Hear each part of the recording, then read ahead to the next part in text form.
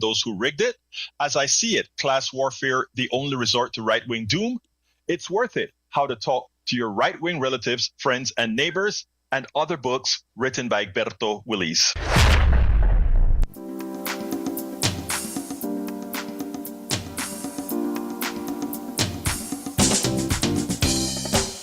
Welcome to Politics Done Right. My name is Egberto Willis, your host. Good morning, Houston. Good morning, Harris County. Good morning to the great state of Texas. Good morning to the United States of America. And of course, good morning to the entire world receiving our signals via the magic of El Internet, formerly known as the ARPANET. Created by whom? Created by we the people. We got a lot to talk about today. Two great videos that I want to play for you that we did in Netroots with two wonderful women, as well as we'll talk about some other issues. But before we get there, we have El Senor Jacques Van Beba that will start us off on the good footing.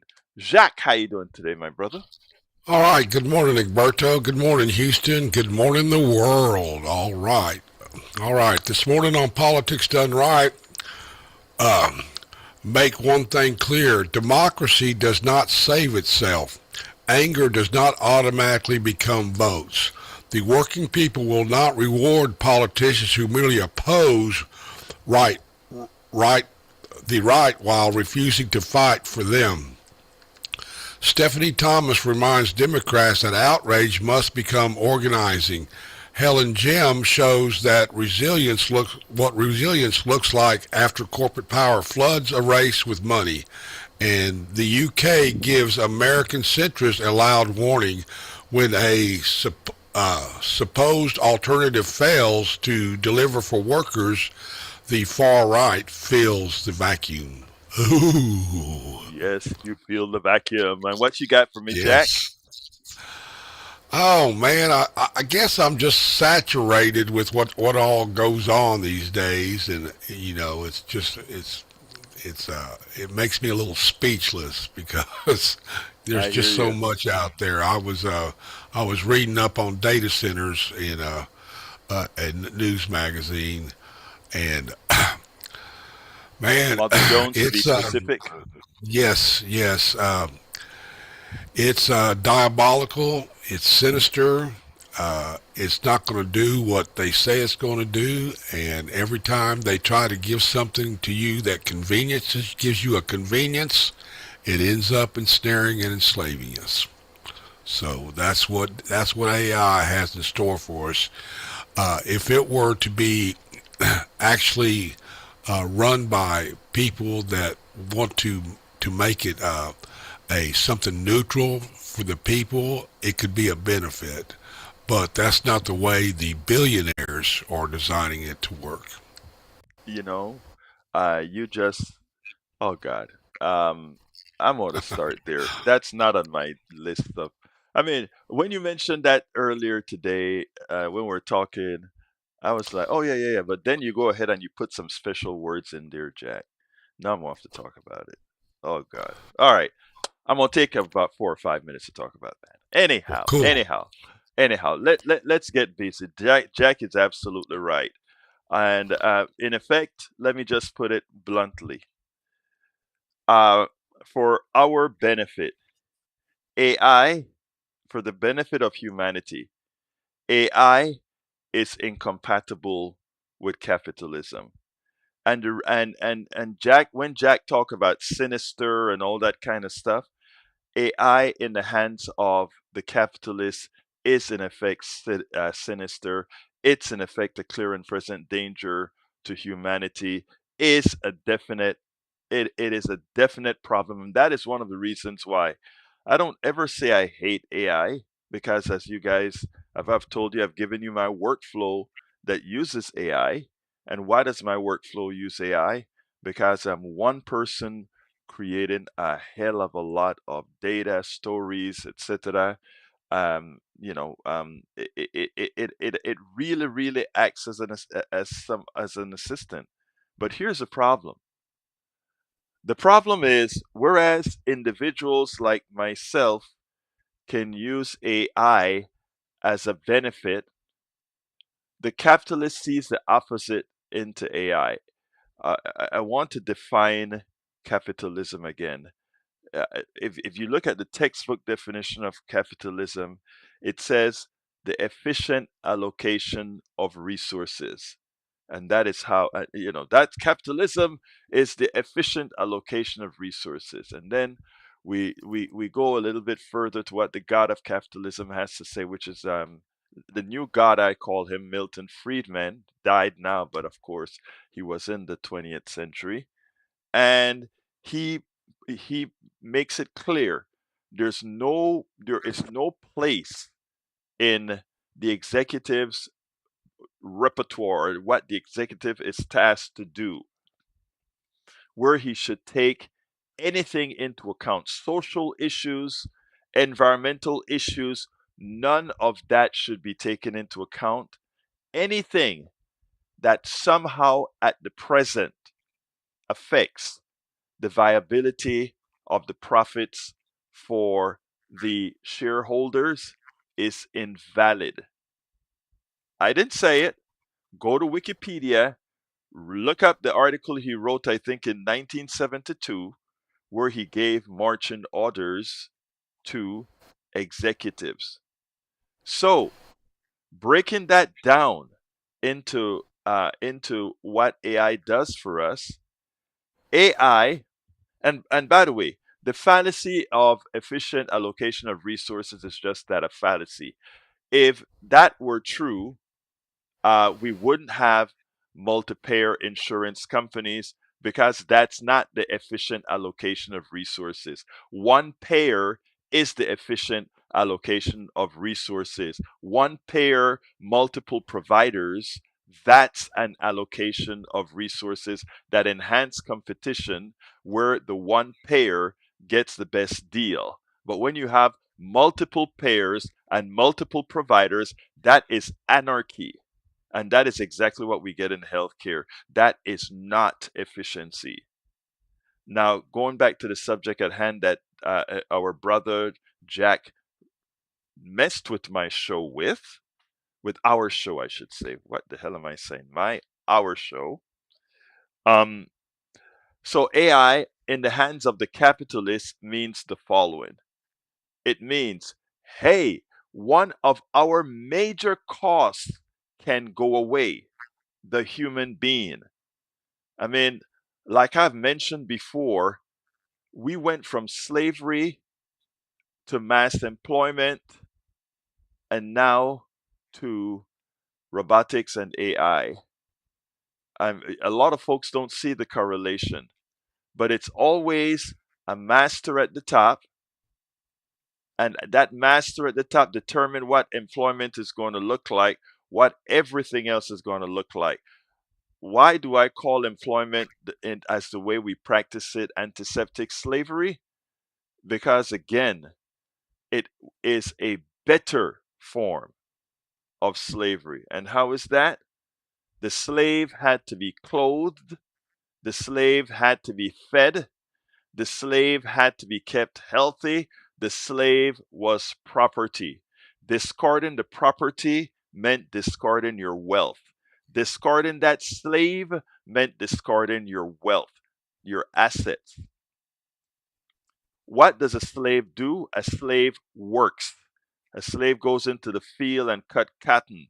A slave goes ahead and raise the hens. A slave goes ahead and raise the cattle.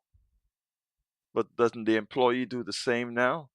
Yeah, but difference now is that employee failed.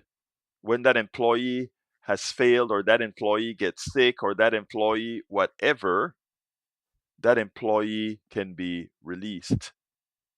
That employer has no value to apply to that employee because he can rid himself and go to the pool of potential employees and bring that new one in without losing any of his assets. And why do corporations love or hate rather unions? Corporations hate unions because it makes the employee an asset.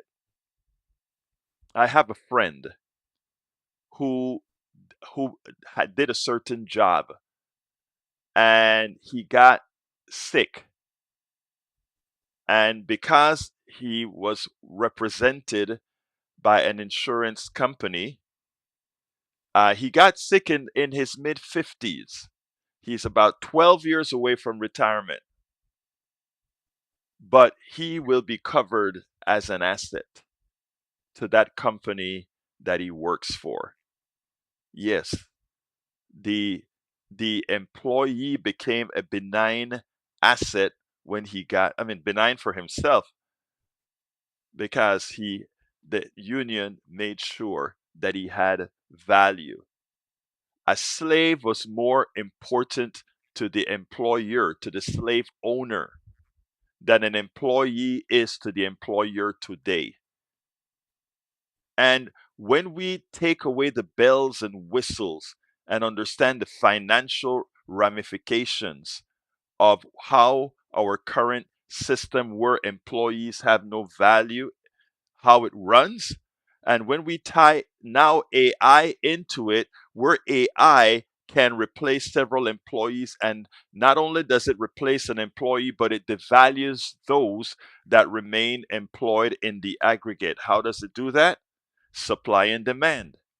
If you're laying off a lot of employees because there is something that is able to do that job cheaper, that means you're filling up the pool of the unemployed or the pool of the poorly employed. And if you're filling up with the pool of the poorly employed or the underemployed, that means the master, the employer, now can pick and choose at a lower cost that employee. The maximization of efficiency, the efficient allocation of resources, capitalism. Folks, I mean, you're not going to hear it this way on TV. You're not going to hear it this way on the people who are paying the media to indoctrinate us, the people who are paying the teachers to keep us in our place. We don't go to school to learn how to be free. We don't go to school to become business owners and etc. The business owner sits right there in the middle, right? That's why I am for free enterprise. You can own your own business, or you can be a well paid employee who has a stake in the business that you work for. That's what I believe in. Free enterprise. Capitalism is an evil entity, has always been an evil entity. Capitalism is what created slavery. Capitalism is what created the non-union worker, and capitalism is what fights the union worker, the thing that gives the employee a higher status than just being a slave. I mean, this is hard to swallow because when you've been indoctrinated for so long, as I was as well, when you're indoctrinated for so long and you call systems that protect your social well being evil, or give it a negative connotation, that is the masterfulness of the innovative, the indoctrinative state. Anyway, Jack, thank you for taking over my first 8 minutes or so of the program, but I think it is something. Thank you for doing that, brother. That is so important. Did Well, that make there's sense to you more. at all, sir? Yeah, yeah. Well, there's more though. Go ahead. What I'm seeing is the wealthy are trying to get rid of labor, period, and shift Yes, it over to AI and robotics so they don't need labor anymore. So, I mean, but that's the real scary part. let me tell you, I think that's pretty much what I said when I said that when it did the efficient allocation of resources mean getting rid of the employee, because that's a very, in their opinion, the thing that doesn't compute. But let me tell you something that you just said that is interesting, right? And when I talk about the capitalists or people in that domain aren't necessarily smart, and I don't say that because I want to be um, rude to them or I want to be nasty to them. What I want folks to understand is these guys aren't necessarily very smart, because what you don't realize is you remember when you went and learned algebra, you learned what a balance equation was. When you learned chemistry, you learned how to balance the equations when a chemical reaction is going to occur. Balance. Even in accounting, you learn double entry accounting, where things have to balance from one side of from your assets to your liabilities, etc. A equal. Remember that accounting formula for those of you in the house who are accountants. We learned all of those things. Life is a balance. You get water. You drop a piece of water, it turns into a circle because you get gravitational balance, right? What these, and I'll forgive me for calling them this because this is what they are. What these dumb billionaires don't understand is that if you don't get the balance for everything that you create, the billionaire does. You need to have the balance on the other side to buy that which you create. Or I shouldn't say create, they don't create a damn thing. They sell things. For everything that they sell, you have to have somebody on the other end who can afford to buy it. And what they fail to realize is the things that they are doing are cutting the supply of people who would purchase the things that they sell. So eventually, when we talk about capitalism and these things being unsustainable, that's what we're talking about. The whole infrastructure is unsustainable. I play a graph almost every few days on my 3 o'clock program, where it shows that as because the billionaires continue to take an unfair share, an undeserved share of growth in the economy, eventually they will own everything. But the piece of the formula that I put in there that is incorrect, that formula is illustrative. But before they own everything, they collapse, they implode. That's just the nature. I mean, that part of the formula I didn't put. I just wanted to show the generality of that they keep getting stronger and owning more, and that eventually they get indentured servitude. But the part of the equation that I didn't put is you need a massive amount of indentured servitude to get the masses down to under 1% for that to occur. So anyway, that's another mathematical feat that I wasn't willing to remember all my Yeah, calculus to do. Go ahead. I think Betty would put it like this: I they're love cutting Betty. off their nose to spite their face. She has a way of making things very simple, don't she, Jack? I I love try. Betty. I love Betty. I love you too, but I love Betty, man. But anyway, let's go ahead and get busy. Let me tell you about the first video that I'm going to play for you. This is the this first video is the Actually, I'm going to play the one with Helen Gym first. Helen Gym ran for president. I'm sorry, ran for mayor of Philadelphia. She was ahead in the race, etc. But she's also a very progressive woman. I met her several years ago at a Netroots in, I think it was Phoenix, and she completely impressed the whole hell out of me. I want you to listen to this interview because money came in and they did some nasty tricks, and she lost the election, not by a bunch, to be mayor of Philadelphia. But check this out. Welcome to another edition of Politics in Right. I'm Egberto Willis, your host. Today I'm with somebody special. I met Helen Jim well back in Phoenix at the Netroots Nation. And you know what I think? First of all, welcome to Politics Done Right. Helen, how you doing? I could not be happier than to be with you, Alberto, today. Well, let me tell you. In my city. Yes, in your city. And folks, I expected her to be the mayor of Philly. We did get that lucky, but I really knew the city was yours. But anyhow, I really knew I was following those numbers. I followed the numbers, and I thought it was yours. But anyhow, Helen, what are you doing right now? Well, first of After all, running for mayor. yeah, no, it's been great to step out of the spotlight. For a lot of people who are in government, in office, especially if you're trying to push hard to make change, it's a lot, to have just all the focus be on every word you say, how you say it, where you are, who you're with. So it was nice to kind of step back a bit Right. and remind us that politics are not good when they're based on kind of the celebritization of politicians and elected officials, no matter how great they may be.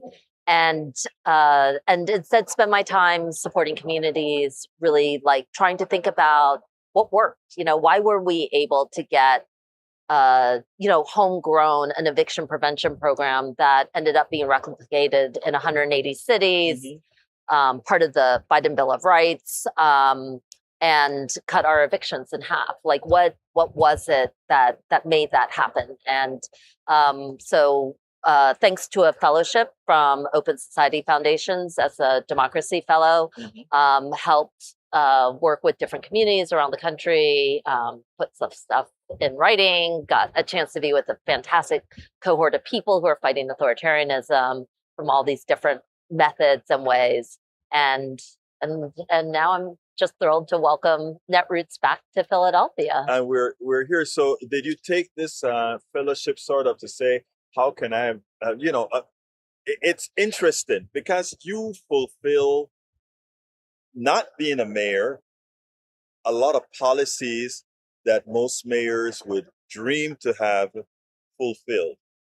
Not being the mayor, and one would assume that enough people would have seen your success in pushing these policies that were successful and elected you as opposed to someone else. That said, did you pretty much go to this conference to learn that it's not enough to be good at what you did, what you accomplished, but there's also some games that you have to learn to play? Yeah, I mean, this is obviously a profoundly important time in our country and everybody's lives. But I think I am here to, well, one, it's great to be here to like listen and learn, but also I think I want to make the case that what I always knew, that politics don't start with politicians, they start with us, that even the best people are hampered from within if communities are not empowered, powerful, funded, and supported to take action and change, that political circumstances inhibit the best people, but communities go beyond what's politically, possible in any given moment and make the case what must be politically necessary. And so to me, as we, look at a time when, I said this in my remarks this morning, but, I want people to know that, what happens in, South Colleton County, I think in South Carolina, Colleton County with the Black residents there shutting down an AI data center matters more than a freaking Senate speech where, you got a senator saying everything that they can't do on this issue. It matters more to have, Larry Krasner be elected as a third term as district attorney than it does to watch, Todd Blanche as Attorney General effectively legislating. It's not even just that it's closer. It's that, how do you stop authoritarianism in DC if we can't stop it at home? And actually the things that stop authoritarianism is not power. Power doesn't power butts up against power, but it's the, I think Zoran said it really well. Zoran Mamdani, Mayor Mamdani, said it really well by dismantling the tools that made authoritarians, that gave authoritarians their power anyway. And that happens at home. It is painful for me to watch as a city of Philadelphia sits on an unimaginable $1 billion surplus. And then 2 weeks ago closed 17 schools and then have a school district announce that they want more than $50 million in budget cuts in a classroom. That's obscene. It's, I talked a little bit about how politicians and elected officials fell apart when a bunch of billionaires demanded to build a Sixer sports arena in the middle of Chinatown. And the people who actually stopped it were ordinary residents and an activated citizenry from all parts of the city, but especially from Black and brown communities that had lost their battles and knew that standing up was like exercising that muscle. Like, we won't accept what's happening to you, to me, to others. Like, this is the thing that we're missing right now. We want a beautiful, like, sparkly, shiny person to go make the world feel better for us. And the reality is that it's our world. That is what scared them the most about you. And that's why, as you said, how many millions of dollars did they put up against you? Millions and millions of dollars. Too many millions for us to like be able to count. But did they spend more on you than you spend on yourself? Oh yeah. Mm-hmm. Yeah. Yeah. So, like, the election was about testing boundaries. When I first came in 2015, I was the first person really elected outside of the mainstream Democratic machine, endorsed by a working families party. They had just gotten started. Right. Like, this was the first election where they endorsed a candidate, and that candidate won, not on a working families party ticket, but on a Democratic ticket. And then 4 years later, as is what I knew I would always do, I would endorse my colleague Kendra Brooks to be the first Working Families Party candidate. And Netroots Nation was here in 2019. And since 2019, the two Working Families Party ticket have replaced all the Republicans on the at-large seats on city council, right? Larry Krasner's still here. We've got DSA electeds in our state Senate and our state legislature. Chris Rabb is going to Congress, and wait, is Rabb DSA? Rabb was endorsed by DSA. And I think he's DSA. Okay. Could be. And we will have our eye on a certain Senate seat in 2028. I wonder which Senate seat is that. Yeah, you don't have to wonder. Somebody that's quite tall and large. It's somebody who has left their values behind. And you would have won if you've left your values behind, young lady. Yeah, I mean, like I said, I think like what I tried to learn about politics and elections, and I've always felt this, is that, politics or an election is about the right person meeting that moment. Exactly. And it's not always because the wrong person got it, or it was that moment, or the right person always gets it. It's not how it works. And sometimes you have to ask those questions, like, what are our boundaries? What is the capacity of what's possible? And can we go back and do it again? And so I think it felt important. It felt like our schools were on the line, and they are. It felt like, a bunch of billionaires thinking that they can run this city was on the line, and it did. And we keep on. But it's not based on an election. It's about helping people exercise that civic muscle of not normalizing, oppression and scarcity and exploitation and all the things that get us desensitized to what then happens to other people in Palestine. And that is what very few people understand, right? And that's the reason we're in a condition where, because there's so many people, to bluntly say, are willing to sell their souls. Ultimately, they're willing to sell their souls. And you were not willing to do that. And you were not willing to do that. Yeah. We were there to show that you can make change. You can make change fast. It doesn't have to be, I know everyone thinks about Trump, but we did it here too. We ended evictions. We were the fourth highest evicting city in the nation. We ended evictions in less than 5 years, or we cut them down so far that it was dramatic. We restored back school funding. We gave nurses and counselors clean water. You can do things quickly, and you can't wait, and you have to take your chances. And sometimes you lose, but it is worth it to know where we stand.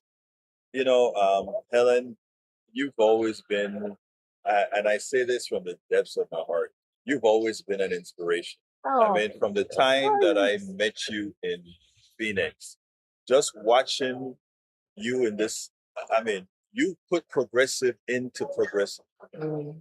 You really do. And it's not, with you, it's not just words, it is action. And that is what, that can be either, I understand what I'm going to say here. To some extent, it can be depressing. And I mean that in that at the time that you ran, given your record, given not just the activism, but what you wanted to put to the city, corporations versus the people, schools, etc., it's something that would have done the city well. And to think that that message could penetrate, or to think that one could use dollars to erase that message, it's depressing. However, um, what I got out of our discussion here is that you understand that, and that you said, well, how do you skin a cat in a different manner? Yeah. And you went to learn what, maybe without affecting your values or impacting your values, what would you try next the next time you Yeah. do it? Exactly. And, you know, like, boo hoo hoo for me, but like it happens in communities every day.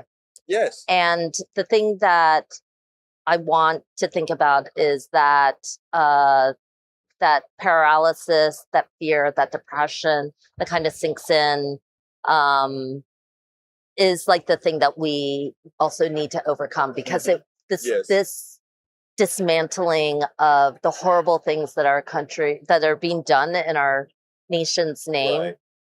or that communities are doing to one another, you know, is obscene and it's harmful, and we have to be able to rise up stronger. And I always think, like, you know, like when things were at their worst with us in like the schools battles, when they closed like 24 public schools in a single 2-hour meeting without a second thought to what would happen Right. to tens of thousands of school children.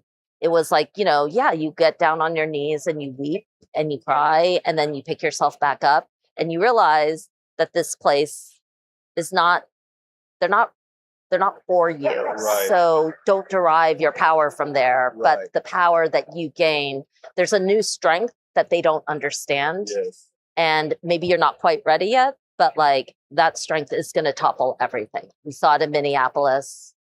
We see it in like young people who took on unimaginable consequences to speak out Yes. on Palestine. And it's changed opinion. It can change the world. And that's really where power is. So. Helen Gym, Yes. it is my honor again to be with you, sis. Thank you. And, you know, Thank you for allowing us a loving, warm space for different voices to feel embraced and like in community. So, Alberto, thank you're you for being a politician, right?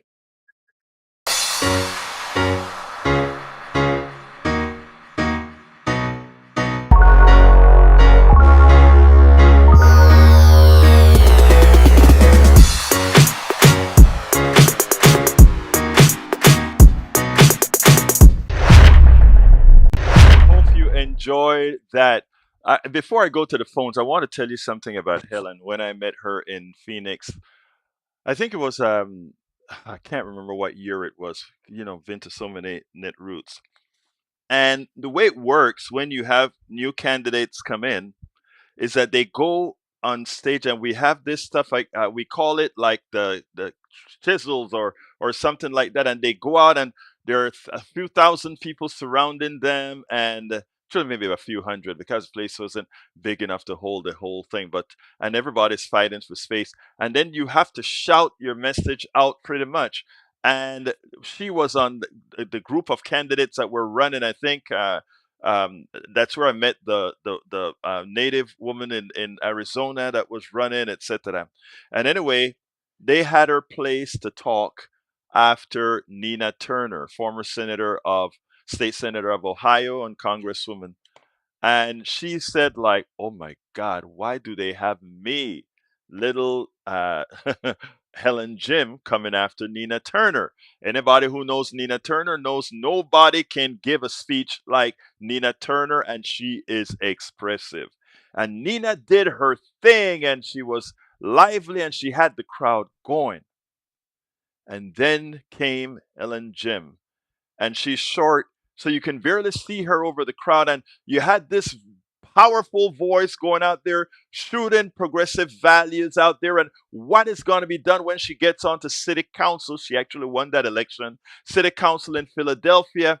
And I'm there going through the crowds. I've got to speak to this woman.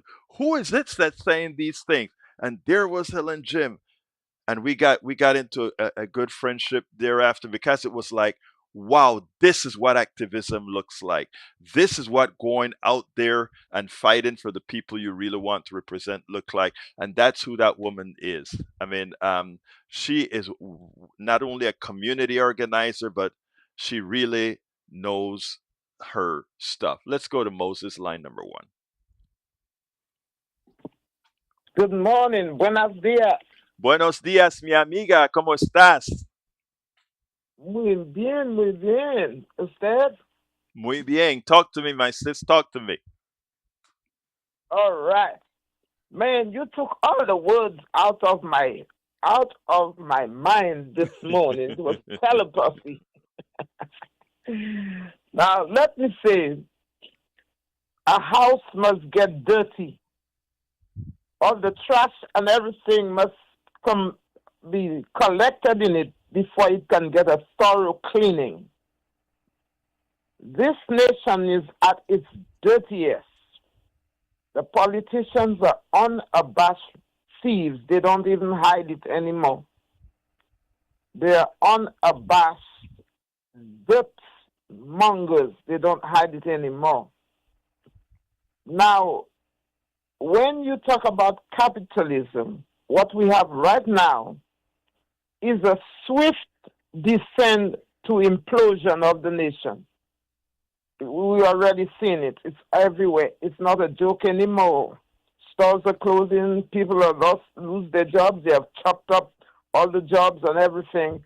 And the nation is now in its stages of implosion. When the people become impoverished, who purchases the products? Amen. Will the AI become the purchaser? Does the AI need 5 pounds of flour to make bread? Does the AI need some furniture? It doesn't. The people do. So when you impoverish the people, what happens? You Now, ultimately sign your demise. You're right, sis. You're so right. now You, listen again. Listen again. Now, what is going to happen is, it's always happening like this. The people always find a different way to escape mhm, from underneath it. mhm. There are new methods. They look after the Second World War. People found different ways of doing different things, and look what came out of the dirt. New methods came out. The people always find a way to survive and to discard the dirt. That is what's happening today. The nations right now are finding all kinds of ways to gather together so that they don't have to depend upon America. You're so And right. what comes out of it is beautiful, Yes. because once they find a way to discard the dirt, to clean the dirt, and to be able to stand up firmly again, then you will see the healing of the wound. And finally, and you know what's going to happen? And the expansive data centers will be left to those who will pity the poor. They will have to be repurposed for the people to engage in free enterprise, or they'll have Yes. to be repurposed to make cheap housing for the people. It is, again, when the house is dirty and all its mess, it's time it will be cleaned and washed out, and the people will re-emerge with new eyes, a new purpose, and the Thank you. as it is said, as it is said, and great man will come to his end with all his billion, $1 trillion, and nobody will want it Thank you, because Moses. we have found a different way to do without him. Moses, I got another 9 minute video that I got to play, but thank you for those words. You nailed it. You nailed it. You nailed it. Thank you, sis. Let's go to David. David, real quick for me. I got another 9 minute video to play. Come on in, David. Oh, thanks, Egberto. Oh, I guess your guest already left. I was wondering if she's been working with alternative economies, alternative currencies. You know, obviously, if Trump is going to ruin the U.S. dollar, we're going to have to find a way to, come up with some local dollars, some local type of money, so that we don't have to be trapped in the whirlpool that he's setting for the U.S. dollar. I think you nailed it. I mean, I don't. Helen hadn't gone there, but I am pretty sure she is there. But thank you for that, David. David, I got a 9 minute video to play, and so I mean, if there's, thank you, my brother. I appreciate your words. Okay. I want to point out something before I jump to Betty. Vegan Cindy said something that is so smart it hurts my tongue what I said. She said, "Egberto, suggestion to say there's more than one way to peel an orange versus the violent skin a cat." You're so right. It's going to take me a while to, just like I had to get rid of all my other isms. I am going to have to get rid of that kind of ism as well. Vegan, bear with me and nailed me every time. Oh, look at me. I'm even saying the wrong thing. Nail me every time. Go ahead and correct me every time when I say things like that. Thank you, sis. We are indoctrinated to say these bad phrases. You're right. Let's go to Betty. More. Hello. Good morning. Oh, okay. Let me try to do with the AI. That's what I'm ranting about this morning. AI for companies is like getting a new piece of equipment that does the job of 3, maybe more of the workers. They love it. They want it. Companies won't have to pay Social Security, withholding tax, workman's comp, insurance, and so on and so on. And the workers that kept the company going for years, they're stand up. Not even a thank you, not even a little bit of money so they can find another job. They give the workers the boot, slam the door. Baby, it's cold outside. Love y'all. Love you, Betty. Jack, as you heard, she always makes it simple. Always makes it simple. Thank you for that, Betty. All right, we have one last video to play. This is the Secretary of State of Connecticut, and she brought something into the ethos that I think we need to heed. Let's go ahead and listen to her, and then we'll take it on the other side. Let me get it there. Welcome to another edition of Politics and Right. I'm Egberto Willies. I'm honored once again at another net route to meet the Secretary of the State of Connecticut, Yes. Stephanie Thomas. Let me tell you, first of all, it's a pleasure to speak to you once again. Yes. I can't tell you guys how impressed I was with this young lady the last time we spoke. And again, I think, are you running for Secretary of the State of I am. It's a 4-year term, so it is up this year. So I am currently on the ballot in November. Well, I am absolutely sure with all that you've done, it will be another landslide for your win. I hope so. I hope so. Yeah, no doubt. No doubt. Anyway, so go ahead. I was going to say, you always have to run scared. Yeah, that's good. Yeah, I think you're right about that. And I think that's what happened to a lot of people. And in fact, in speaking to you yesterday, you actually put a scare into me. Yes, I did. I didn't mean to, though. Because, we know how bad things are right now. And you told me don't count your horses. Why don't you tell us a little bit about that? Yeah, I run into this all the time. I work with a lot of advocacy groups, but I also travel the state talking to voters all the time. And I think there's this expectation that if people are having hard times or they're angry, they're frustrated, that it translates at the ballot box. But just because people are angry does not mean they will turn out to vote. Do you want me to tell you more? I want you to keep telling me. Well, so Let me tell you why. yeah, Because I think people don't only need to hear that as a talking point. yeah. They need to hear why. I'll tell you a couple stories. Well, we can think about our own lives, right? Something makes you really mad. One of two things happens typically. You're like, ugh! Like you clench your fists, and like that's the equivalent of people, keyboard warriors, right? They're on social media, they're like striking back, like, no, no, like they're angry and they're out there. But like doing something on your keyboard isn't necessarily going to the ballot box. Or if you're angry, sometimes it causes you to retract. Like you're like, I'm washing my hands of this. I'm done. I'm never dealing with this again. And these are the same types of emotions I hear when I'm I could be talking to political science majors when it's young people. I could be talking to older people and I say, are you registered to vote? Yes. Do you plan to vote in this year's election? They shrug. And I'm like, why not? And you hear all of these things. They're angry, but they're tired of all of politics, or they're frustrated, but they don't think their one vote makes a difference. And we hear all of these reasons. And interestingly enough, I went to a panel. This is why I love Netroots.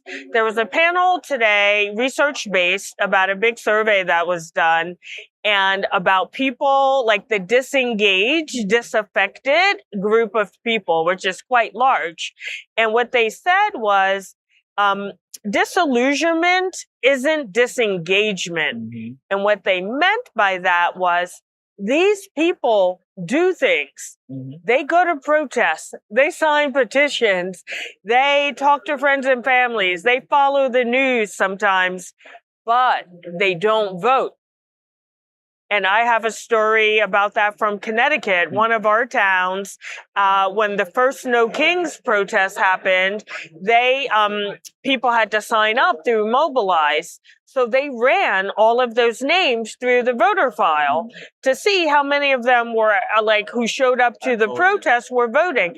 Less than 40% were voting, but they still showed up to the protest. So a lot of people don't translate the ballot box as the way to make change. So we who believe in voting and making sure that people follow through on that civic duty have to remember that and make sure we're explaining all the time of why that change has to happen at the ballot box. It is disappointing that, and that's another dynamic I then don't understand, because somebody who signs up with the blue, to go to a protest or whatever, that means that person is engaged. Yeah. And to think that only 40% of them then went to vote, they made the effort to protest, which could actually take more time than voting. Yes. That's disheartening. Before I was elected Secretary of the State, like many people, I thought turnout was greatly impacted, or lack of turnout, by apathy. But since I've been secretary, I realized that's not usually the reason. A lot of people care about their communities, but either they are confused sometimes, like they don't know what's on the ballot, how that translates to the issue they care about most. Like it doesn't feel immediate. Sometimes they're just disillusioned because they had voted in the past but didn't see change happen. So then they're like, why would I do it again? Sometimes they're lacking information about what is this election? When's it happening? What's early voting? What's absentee voting? And there's a myriad of other reasons why people don't show up. But they're not monolithic. So we who care about voter turnout have to meet people where they are in their spaces and try to make them feel part of whatever type of community or action like they're craving, so that they will then translate that same passion that drives them to a protest to the ballot box. That is why I think you won. Because no, I'm serious. I think you won because you acknowledge acknowledge human behavior, Yes. and not yes. only human behavior. So it's not only that you have a cause. It's not only that you know why you want to be Secretary of the State of Connecticut, but it is also that you understand how it works. And I think that is why, again, you're likely to win I hope so. again. So what would you like to tell the audience, or what should I ask you that I have not asked you? What I'll tell the audience, I appreciate what you just said. What I try to do is, I wasn't always in politics, right? I got here quite accidentally. So I try to always think about things through the lens of what I would have thought when I was an ordinary person, right? Before I was elected. Let me interrupt you a second. You said when you were an ordinary person. You are the Secretary of the State, and I watch you around here at Netroots. You behave as an ordinary person with the power that you have. I have always been exactly the same, and I see no reason to change now because of a title, right? But that's very foundational to how I do the job. I try to remember, like, people just like me is who I'm talking about and who I'm trying to reach.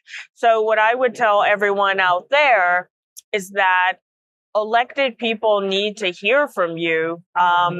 If you, like, something resonates, like, oh, I don't bother to vote and this is why, like, tell your elected person so they can try to change the system or come up with programs or tools or resources that you would find helpful. I think what we've lost is this two-way communication. I have to learn from the people, and the people can learn some things from government, but like, we need both sides always working on it. You are always impressive. Stephanie Thomas. Thank you. Always a pleasure. Of the State of Connecticut. Yes. Thank you so kindly. Thank you. Enjoy the rest of the conference.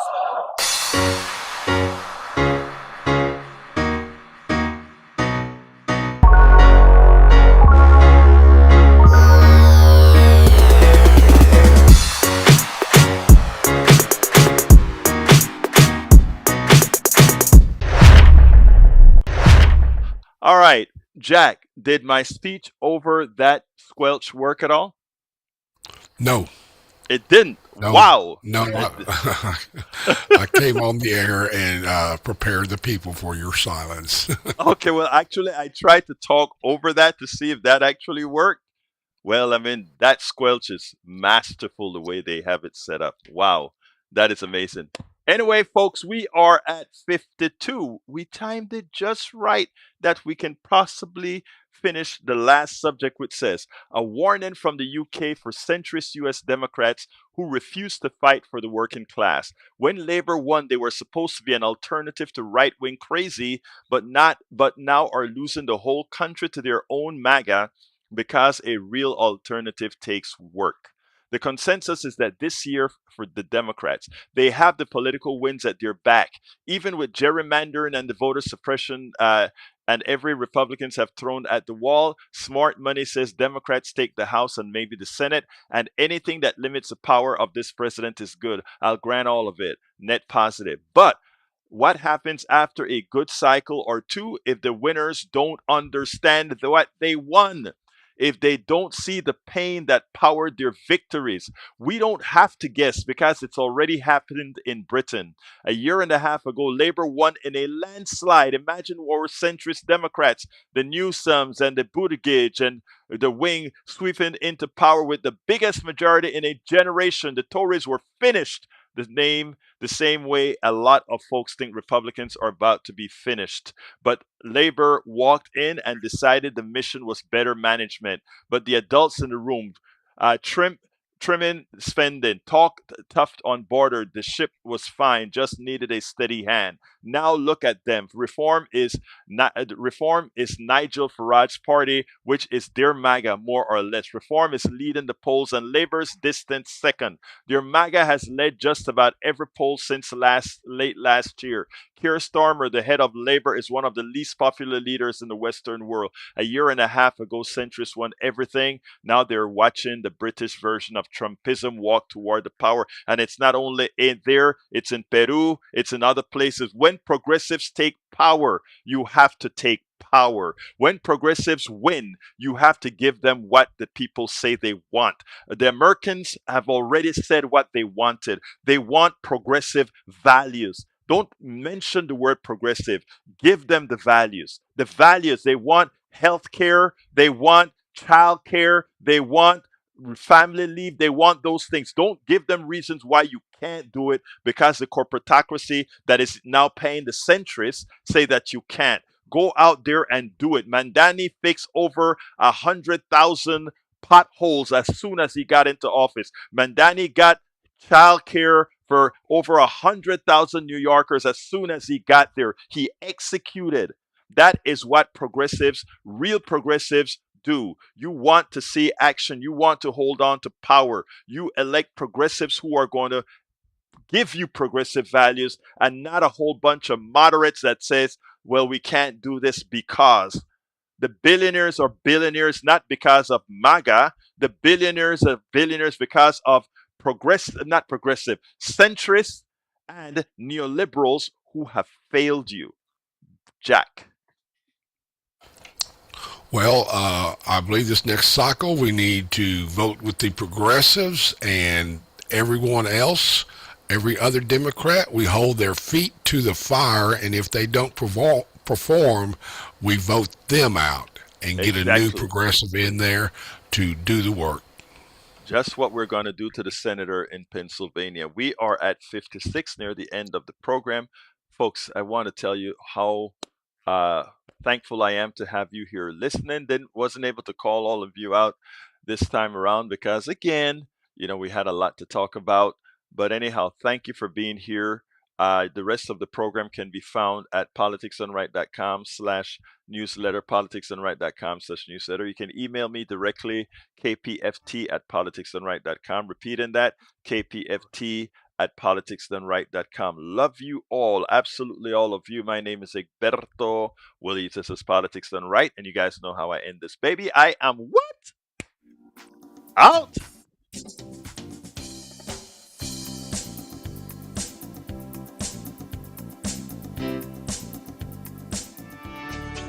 I'm Dr. Anthony Lazarowitz, and this is Climate Connections. In 1994, Minnesota banned new nuclear power plant construction in the state. Now, lawmakers are considering whether to end that ban. Minnesota aims to fully transition to zero-carbon electricity by 2040. To meet that goal, it's investing in solar, wind, and batteries. But it's not always sunny or windy out, and batteries cannot yet fill the gaps for very long. So as the state retires coal plants and prepares to phase out gas plants, we're left with challenges in replacing the type of generation that can turn on and stay on for a very long time. Sydney Lieb, who helps oversee utility regulation for the Minnesota Department of Commerce, says nuclear plants could help because they can provide energy 24/7 and do not emit carbon pollution. Nuclear has drawbacks, though. Building plants is slow and expensive. Dangerous nuclear waste must be managed and stored. And some people worry about the possibility of a nuclear accident, although the risk is extremely low. Advocates say nuclear is far safer than fossil fuels, which warm the climate and contribute to millions of deaths each year. So as moving to clean energy grows more urgent, Lieb says people in her state are considering, is now the time to lift the moratorium. Climate Connections is produced by the Yale Center for Environmental Communication. To learn more about climate change, visit climateconnections.org. Listen.